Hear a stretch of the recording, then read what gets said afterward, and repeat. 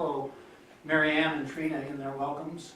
Welcome to this, community, Tom Minor Basin as a whole, and really congratulate you as well for the commitment or the interest, whatever it is that brought you here, because I would consider this to be, out on the front edge of a lot of, there's plenty of good thinking going on in the world. I hope there is. But I believe that this is a sound, really sound part of it. And so for you to have taken the steps to be here, that's wonderful. And I want to recognize and thank also right away, not only Mary Ann and the B-Bar and the entire staff of the B-Bar for this, hosting the meals and much of the lodging and tremendous amount of effort to allow this to occur here. Also Grizzly Creek Ranch, which is providing some venues for presentations, and so it's a it's a real collaborative effort. And so thank you for participating in this way. Tom Minor Basin Association, my daughter-in-law Hillary and daughter Malou have been sort of in the lead of designing and moving that forward. Certainly, I can thank everyone on their behalf, but either Hillary or Malou could speak to that more. But as a community, again, welcome. Also, just a matter of technicality, I want to very importantly recognize and thank the sponsors that allow all this to happen. And that's WSE, Western Sustainability Exchange, NRCS, Zach? NRTC.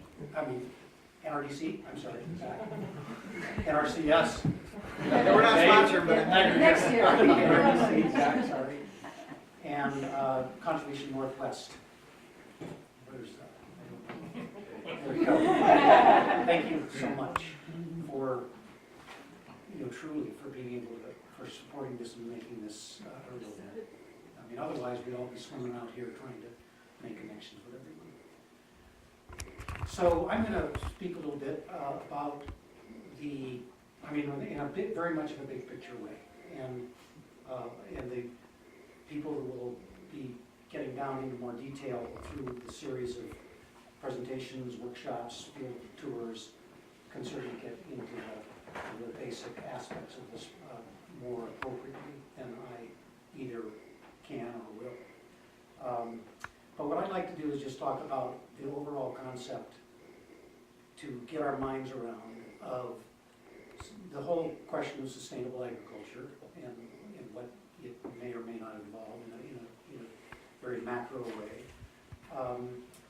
And redefine it quickly, and I'm sure it's a term that is not unfamiliar to you, and that is, I'll call it regenerative agriculture.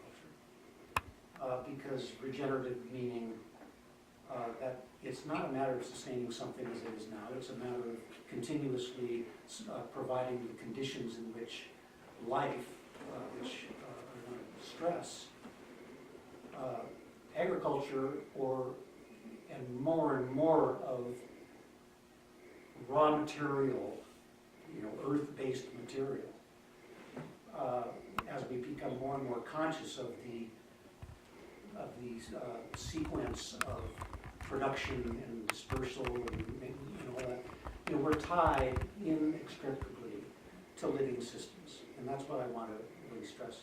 When we talk about agriculture, we are talking directly about very complex living systems, and so our challenges that I believe we're not only becoming more aware of, but very interested in and committed to, is to understand how to revitalize, how to create and sustain the conditions in which living systems can thrive and continue to be what they are. And in a sort of funny, paradoxical way, which probably won't surprise anybody either, I think we're becoming more and more aware that we as human beings are actually a part of that living system, rather than hanging out there on the edge somewhere, taking everything we want and not recognizing that we're intricately and completely connected into the well-being of this living system. In contrast to that, our Western minds, and it's not quite fair to generalize it perhaps that simply, but certainly our manufacturing minds, our factory designs, which many of our systems remain, despite the fact they've been shown to be really archaic for the most part now. Factory designs, production designs, are still very much in the mechanical mode of replacing broken parts, looking at it through sort of a narrow lens in which we are challenged, to say the least, to see the bigger pictures and recognize the interconnections among all these things. And so from that factory mentality that I believe Western production systems that we've built ourselves and then continue to live in, those factory designs conspire strongly against the whole concept of complex systems, and especially living systems. So that's sort of the bottom line I wanted to talk about. So I'm going to then identify what have emerged as a 4 parts of a framework of thinking of what is involved in regenerative systems, and how do we participate in those kinds of things. And this is not all new, it's people and framing and all that kind of thing evolve, and many things develop different kinds of labels. But the 4 that I'm going to identify are, first of all, it's complex systems, and the ability to see things in their complexity and in their interrelatedness. So things like that in an agricultural or wild kind of system, they're based in the concepts of diversity, complex life forms, diverse species forms, stable systems, or I'll put it this way, complex systems are much more stable than simple systems. And we, as manipulators of nature, or whatever we would like to call it, do our best often to simplify the systems so that we, in our own illusions of short-term gain, are able to control those mechanisms so that we can get the outcomes we want from the systems. And it's everywhere around us. We see it. Unfortunately, within the living system world, when we simplify the systems, what we do is we kill off a bunch of stuff that initially was in the system and had a very important role within maintaining not only the stability of the system, but also the vitality and the overall health and robust well-being and truly the regenerative capacity of the system. And so if we go up into the Golden Triangle in Montana, or all kinds of places in the Midwest and everywhere else that people spray a lot of stuff on crops, what we're actually seeing is the simplification of systems through primarily destructive means of chemicals and the killing off of parts of complex systems, and then our expanding or increasing reliance on artificial means for production, because the system as a whole has been compromised to the degree that it can't produce it on its own anymore. Not nearly in the way that in many cases it could have before people started to mess with it, if they would have managed it properly. So that's the keys about complexity and diversity and allowing the natural systems as they are to act in the ways that they're designed to act, and hopefully gaining enough understanding, being open enough to learning, so that we can truly contribute and support that kind of activity. The next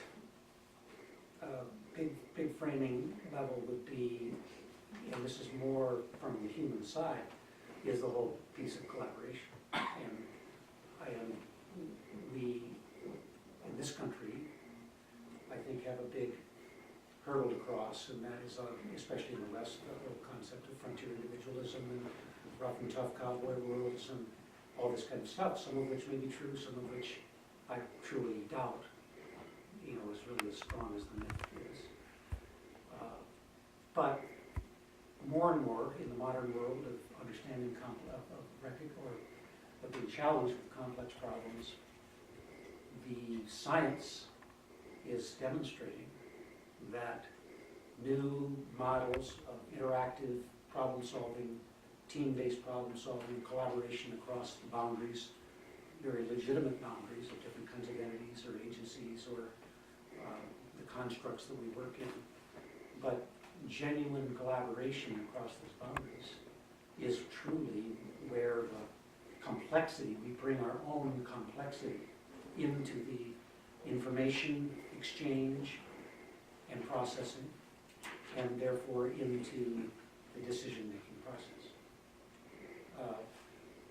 What we are challenged with is the desire to, again, simplify through our own survival mechanisms as humans. So I'm not really wanting to be critical at all. It's just we've got to learn how to grow up into the modern complexity of the world with the power that we have. So when we can bring our own complexity of interrelationships as individuals, rather than working on an individual pathway without being able to absorb or be open to receiving other information, what we find ourselves then dealing with is operating on a very limited path of information in what is actually a very complex problem in front of us. And there's all kinds of wonderful stuff about how people are able to become more open to importing and downloading, however we want to say it, to be able to recognize and absorb important information. Whereas our survival mechanisms have designed us to develop patterns of predictability and in that sort of mechanical factory mode to design processes that give us the desired outcome as efficiently as possible. And in the process, we marginalize a tremendous amount of important information. So the collaborative dynamic helps us bridge, or the Venn diagram world, which I really like. The overlapping circles. There is definitely plenty of shared experience and shared interest and all that among those circles, among the discrete entities that those circles represent. But what really is the key is that where those circles intersect, or those spheres, let's say, where they intersect. Because the openness to sharing the information across the membrane of those entities is critical to collaboration. I mean, collaboration is not going to happen without it. So there's a real openness that we're challenged to find, open-minded, open-hearted, to understand and accept a certain kind of unpredictability, to be open to other points of view, especially other points of view in a conflicted set of relationships, so that valuable information is not blocked by our instinctual patterns to just do the best we can for ourselves. So then within that, bridging leadership, or leadership that moves across the membranes. I mean, we all know, I think, that there are an awful lot of us in the world, and not everyone has the opportunity to consider a lot of this, I would say, or the perspective to be able to make sense of it, a lot of it. I mean, just because of the life circumstances they're in, or whatever other things are going on. Unquestionably, leadership is critical. And so the leadership, the critical leadership, is the leadership that can bridge across the gaps between those different, very legitimate senses of identification, points of view, belief systems. I mean, those things all emerged from a set of circumstances that made perfectly good sense to the people that have them.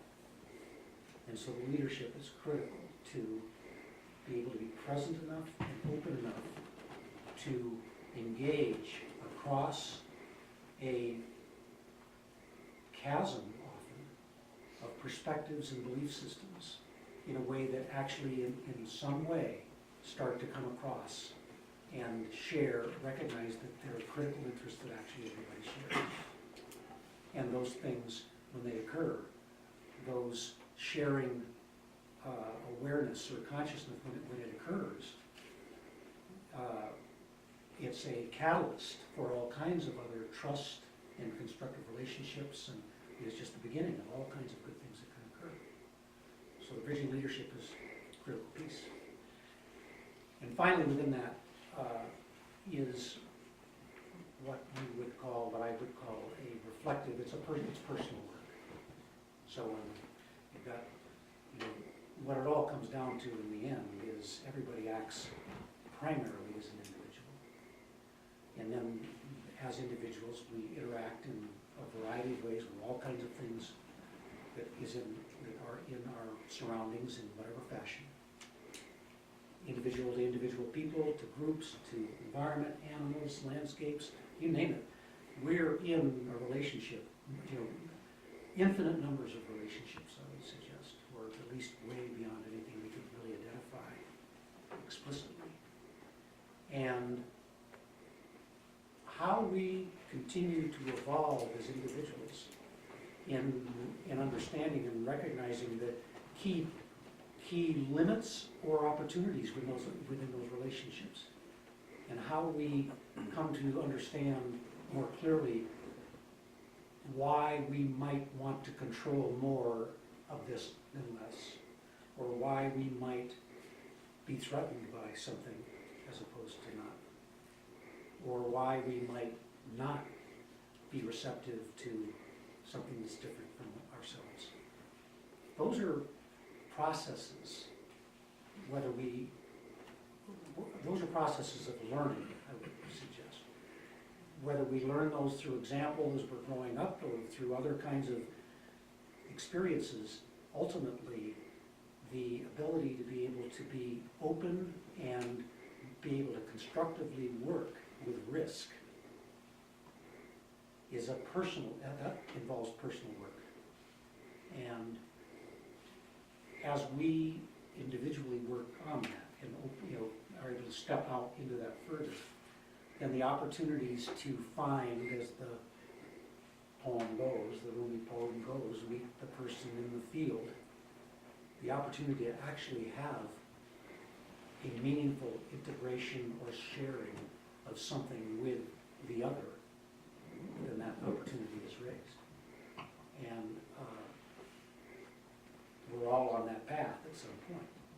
But personal reflection gives us the opportunity to in whatever form and pace and way that we want to check in with ourselves and continue to explore our relationship with the larger world out there. And whether it's constructive, whether it's fearful, and find out why.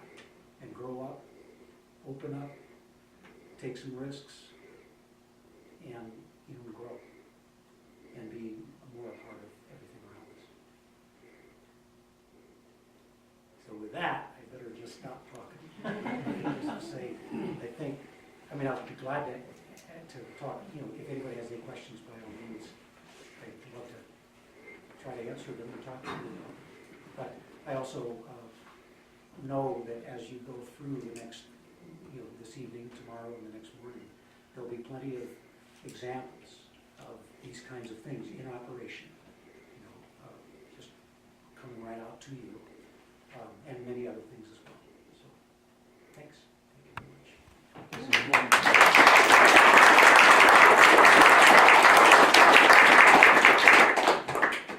Questions?